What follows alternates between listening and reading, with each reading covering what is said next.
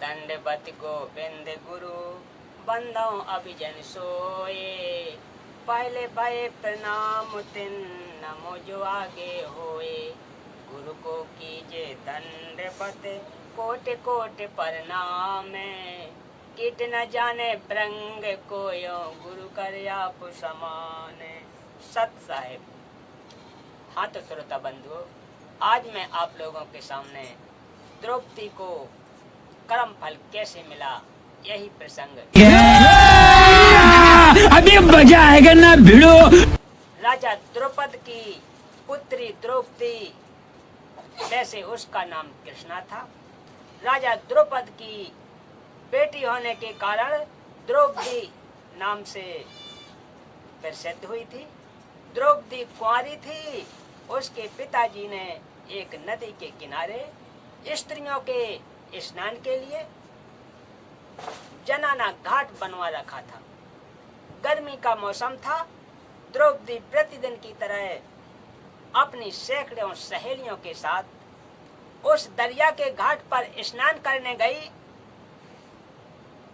तो देखा एक साधु दरिया के अंदर सीने तक गहरे जल में खड़ा था। हाथ इधर उधर चला रहा था। द्रौपदी ने कुछ देर संत की क्रिया को देखा तो लगा कि साधु स्नान नहीं कर रहा है। किनारे पर देखा तो वस्त्र नहीं रखे थे। वह साधु अंधा था। घाट से लगभग 100 फुट दूरी पर दरिया में स्नान करने के उद्देश्य से आया था। उसको यह नहीं ज्ञान था कि आसपास कोई जनाना घाट है। जब लड़कियों की आवाज सुनाई दी तब उसको समझते देर नहीं लगी कि तू गलत स्थान पर आ गया है। राजा की स्त्रियों के स्नान का स्थान आसपास है। शर्म के मारे वह संत दरिया के गहरे जल में चला गया। छाती तक गहरे पानी में जाकर खड़ा हो गया। उसके पास एक कौपीन 6 इंच चौड़ा 2 फुट लंबा कपड़ा जो पर्दे पर साधु बांधते हैं उसको कौपीन कहते हैं। दूसरी नहीं थी, अन्य कोई वस्त्र नहीं था। स्नान करके उसको कुछ देर घास पर डालकर सुखाकर पुनः बांध लेता था या गर्मी के मौसम में पहने पहने सूख जाती थी। उस दिन वह कौपीन दरिया में पानी में बह गई। संत नगन जल में खड़ा खड़ा आसपास हाथों को हिला रहा था कि कोई कपड़ा बहता हुआ आ जाए तो बाहर जाने योग्य बनूं। उस घाट से नीचे की ओर यानी जिधर पानी बहकर जा रहा था उस ओर पानी में संत स्नान कर रहा था। द्रौपदी बुद्धिमान तथा भक्त आत्मा थी। पहले तो द्रौपदी ने विचार किया था कि स्नान करके संत से परमात्मा की चर्चा करूंगी। स्नान करने के पश्चात भी देखा कि संत तो उसी स्थिति में खड़ा है तो समझते देर नहीं लगी।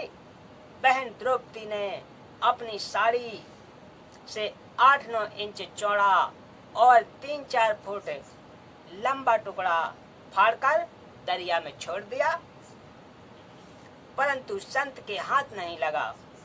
ऐसे ऐसे 7-8 टुकड़े साड़ी से फाड़ फाड़ कर डाले, परंतु व्यर्थ रहे क्योंकि संत को दिखाई नहीं दे रहा था। लड़की होने के नाते द्रौपदी बोलना नहीं चाहती थी कि कहीं मेरे बोलने से संत शर्म के मारे और गहरे दरिया में न चला जाए। आगे दरिया बहुत गहरी है, पानी का बहाव भी बहुत तेज है। बहन द्रौपदी जी ने एक टुकड़ा और फाड़ा यानी साड़ी आधे से अधिक फाड़ दी और जंगल से एक लंबी लकड़ी उठाकर उसके सिरे से कपड़े का टुकड़ा लपेटकर संत के हाथों के पास कर दिया। संत के हाथों से कपड़ा लगा तो तुरंत पकड़ लिया पहले तो सोचा कि किसी बहन बेटी का कोई कपड़ा पहनकर आया होगा, परंतु कौपीन आकार का कपड़ा हाथों से पहचान कर समझ गया कि किसी बेटी ने अपनी साड़ी फाड़कर कौपीन बनाई है। संत ने कहा कि बेटी, तेरा भला करे करतार, तूने मेरे पर्दे की ओट करके मेरी लाज रखी है। तेरे को परमात्मा अनंत वस्त्र दे तथा तेरे पर्दे की लाज रखे। कहते हैं साधु बोले सहज स्वभाव, साधु का बोला मिथ्या न जाए। विचार करने की बात है, राजा की लड़की के साथ 2-4 नौकरानियां भी थीं। द्रौपदी उनको भी कह सकती थी कि तुम साड़ी से कपड़ा फाड़ कर डाल दो, परंतु उसको आध्यात्म ज्ञान था तथा पूर्व जन्म का शुभ संस्कार था, जिस कारण से उसने विचार किया कि मैं रोटी खाऊंगी तो मेरा पेट भरेगा, बांदी खाएगी तो बांदी का पेट भरेगा, यानी मैं दान करूंगी तो मुझे लाभ होगा, बांदी करेगी तो उसको लाभ होगा। द्रौपदी ने इसलिए यह अवसर हाथ से नहीं जाने दिया। संत कौपीन बांधकर चला गया। लड़कियां पहले चली गई थीं। द्रौपदी का विवाह अर्जुन के साथ हुआ। माता की आज्ञा अनुसार वह 5 पांडवों की पत्नी बनी। जिस समय राजा युधिष्ठिर जुए के खेल में दुर्योधन से सर्वराज तथा द्रौपदी को भी हार गए, तब भरी सभा में दुर्योधन ने द्रौपदी को नंगी करने की योजना बनाई। दुर्योधन ने अपने भाई दुशासन से कहा कि द्रौपदी को नंगा कर मेरी जांग पर बैठा। सभा में 5 पांडव, 101 कौरव तथा गुरु द्रोणाचार्य, दानवीर कर्ण, भीष्म पितामह, दादा चाचा विदुर तथा अन्य सेनापति उपस्थित थे। दुर्योधन का आदेश पाकर दुशासन द्रौपदी की साड़ी का पल्ला पकड़कर साड़ी उतारने लगा। द्रौपदी ने पहले तो अपने पांचों पत्नियों की ओर देखा। वे जुए में हार चुके थे, मर्यादा में बंधे थे, नीचे गर्दन कर ली, देखा तक नहीं।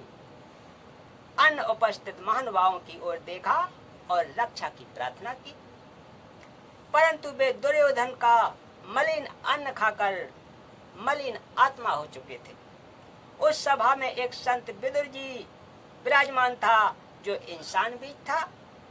विदुर जी खड़ा हुआ और दुर्योधन से कहने लगा कि हे दुर्योधन, आप किसकी बेइज्जती कर रहे हो? आपका एक कुल, एक परिवार है। जनता कहेगी कि अपनी इज्जत आप ही खराब कर दी। कुछ विचार से काम लो, अहंकार में अंधा ना हो। यह बात सुनकर दुर्योधन अपने चाचा विदुर को बुरा भला कहने लगा कि तू गुलाम सोच का व्यक्ति है, तू तो बांदी नौकरानी का पुत्र है, तू तो पांडवों का सदा ही पक्ष लेता रहा है। यह सुनकर भीष्म पितामह, गुरु द्रोणाचार्य तथा कर्ण मुस्कुराए। दुर्योधन ने उठकर अपने चाचा के मुख पर थप्पड़ मारा। विदुर सभा छोड़कर चला गया। भीष्म पितामह, द्रोणाचार्य या कर्ण में से कोई एक भी खड़ा होकर यह कह देता कि दुर्योधन, तुम भाई भाई कुछ भी करो, परंतु सभा में अबला के साथ दुर्व्यवहार ठीक नहीं, यह क्षत्रिय धर्म के विरुद्ध है।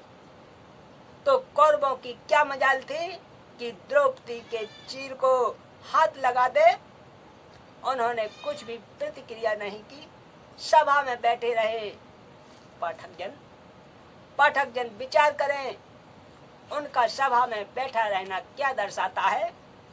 उनके मन की घोर निजता सामने द्रौपदी को नंगा करने का प्रयत्न भीष्म पितामह, कर्ण, द्रोणाचार्य सहित सर्व सभासद तमाशा देख रहे थे। वे द्रौपदी के गुप्तांग को देखने के लिए बैठे थे, यह स्पष्ट है।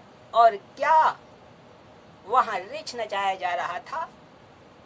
यही कारण था कि तीनों द्रोणाचार्य, भीष्म तथा कर्ण बाणों से छल्ली किए गए थे। यदि नहीं तो सभा छोड़कर चला जाना चाहिए था। तब वे पाप के भागी नहीं बनते जो अधिकारी हैं, और वह अपने कर्तव्य से गिरता है, वह महापाप का भागी होता है। द्रौपदी ने देखा कि सांसारिक सहारा तो नकली निकला, तब सबकी आशा त्याग कर परमात्मा की आशा लगाई, तो परमेश्वर ने उस अंधे महात्मा को दिए चीर के टुकड़े के प्रतिफल में एक साधु के आशीर्वाद के प्रताप से द्रौपदी चीर अनंत कर दिया। दुशासन में 100 हाथियों जितनी शक्ति थी, द्रौपदी तो उसके सामने कमल की फूल थी। दुशासन का पसीना छूट गया, साड़ी को खींचते खींचते थक गया, साड़ी का ढेर लग गया, परंतु अंत नहीं आया। तब द्रौपदी को श्री कृष्ण जी ने बाद में बताया कि यह जो तेरा चीर बड़ा है, यह उस अंधे महात्मा को दिए कपड़े का फल है, जो तूने विवाह से पहले दरिया में स्नान करते समय दिया था। एक चीर के कारण बढ़ गया चीर अपार, जो मैं पहले जानती सर्वस्व देती बार। यह कर्म फल द्रौपदी को उसी जन्म के कर्म का फल मिला था। एक विशेष आत्मा के साथ ही होता है। कर्म फल को समझने के लिए उपरोक्त उल्लेख पर्याप्त है। बोलिए सत्य गुरुदेव की जय।